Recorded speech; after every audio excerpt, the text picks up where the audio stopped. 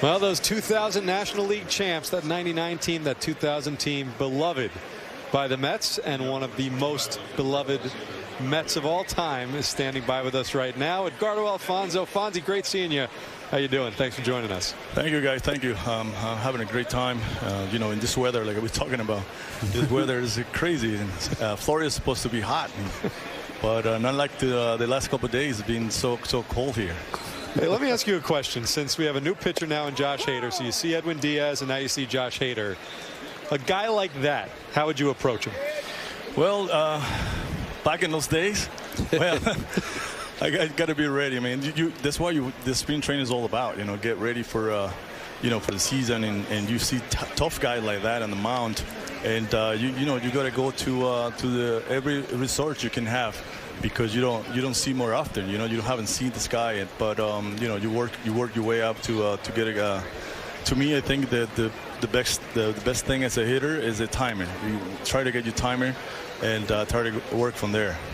Edgardo, you and Carlos Mendoza have known each other a long time. When did you first meet?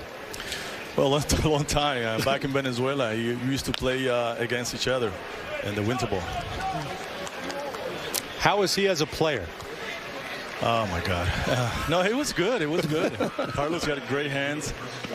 He put the ball in play, and you know, but the time he was playing, we got big guys like Luis Soto, you know, playing that in Venezuela. It was hard for him to play, and I think he became to be a Rookie of the Year one year with Tiburones de la Guaira. Then he got a chance to play pretty much every day. You know, the big story, of course, this winter was the signing of Juan Soto. Tell me a little bit about, I know you love good hitters. You like watching people that can hit. What do you think about when you watch him? I'll tell you what, I watched him during the BP, and I like what I see. I mean, what he does in BP is tremendous. He's trying to stay close, to go the other way. And then, you know, he reminded me a little bit about Barry Bonds and the home plate. You know, he got a great strike zone. And a bit patient, and the home play. He's a great athlete. So, you know, is also happy when the Mets got him. So, Edgardo, you've been here a few days now, and like you said, you're watching him take BP. But in general, whether it's conversation with a guy like Soto or any of the young players, what are you trying to accomplish in your time here when you're working with the guys? Well, it's more like mentally, you know, especially with the young guys. You know, what are they thinking when they go into the home plate, what they play in the field. Try to pick a little bit his mind, you know, to see what kind of preparation they do it every day. And that's what I do. I mean, I like to do it because I think you know, talent-wise, they there. They work forward to get ready for a season, but mentally, where are they? You know, I was talking to Francisco Alvarez about that, and he got you know, talking about you know, mentally preparation, and sometimes, you know, you get so hard on yourself when you don't produce the way you're supposed to, and tell them, listen, this is only like 4 games in the spring training, so be patient, work like I said, you time it, and then you know, just go for it. You know, when I think of you as a player, Edgardo, great talent, of course, but instinctually, you're such a good player. You're here in big league camp.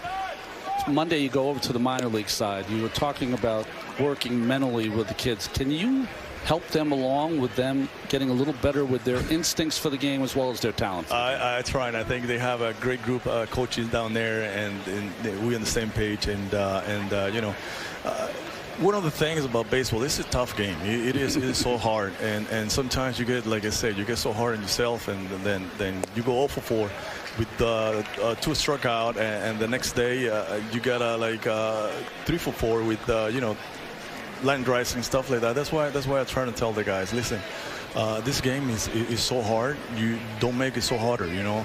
And then my thing with them is like, hey, you gotta concentrate. You gotta believe in yourself. You got the talent. So you know, that's what you work for, and try to, you know, get across to the guy. Then this game is so hard, and you gotta be prepared. And then you know, I tell them, you know, I went through it, and I like when they ask questions about hitting, about playing, about tough situation, about CD, about, you know, stuff like that, and you know, I try to help him out, and you know, give him my my advice to those guys and try to prepare for to be a great player. Edgardo, at the beginning of this interview, we showed the pennant as that one gets away, and McNeil trots into second. But we showed the pennant from the 2000 team, and that was a team that was coming off a year that was somewhat similar to the year that this team is now coming off of. That 1999 team, you had the great vibes and the mojo rising, and that team was loved. Definitely. It's not always easy, right, to follow up a year like that with a step forward. How do you do that? How does this team go about doing that? Well, that's funny because I think 1919 was better than 2000 team, and then like you say, the mojo rising and everything. I think it was great. Move forward. That year, 2000, we started all the way in Japan. I remember that the team that we have, nobody expected us to go all the way to the World Series, and then seeing the Mets right now is amazing. You see the lineup is really strong. Hopefully they can keep up the good work and then bring some enjoyment to the Mets fans in New York. He is Mets Hall of Famer Edgardo Alfonzo, as that one gets past the mitt of Cam Smith. So Jeff McNeil comes around to score the Mets' first run, and Francisco Lindor on at first. Edgardo Alfonzo, great way to end the interview. Thanks so much for the time. Always great catching up. We'll see you soon.